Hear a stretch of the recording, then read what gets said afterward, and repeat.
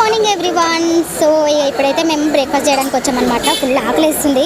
First అయితే తినాలి, తిన్న తర్వాతకి పాండిచేరి మొత్తం ఒక రౌండ్ వేసేస్తాము.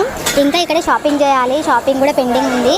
ఆఫ్టర్నూన్ లోపల ఏం చేసినా ఆఫ్టర్నూన్ లోపల అయిపోగొట్టేసి అని చెప్పాడు మా ఆయన. కాబట్టి ఫస్ట్ బ్రేక్ఫాస్ట్ చేస్తే కొద్దిగా శక్తి వస్తుంది కాబట్టి తిరగడము షాపింగ్ చేయడం స్టార్ట్ చేసేయచ్చు అనమాట.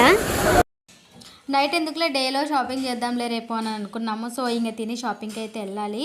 కాకపోతే ఏంటంటే నైట్ టైమే షాప్స్ బాగుంటాయి, డే టైంలో సరిగ్గా పెట్టరని చెప్పారు.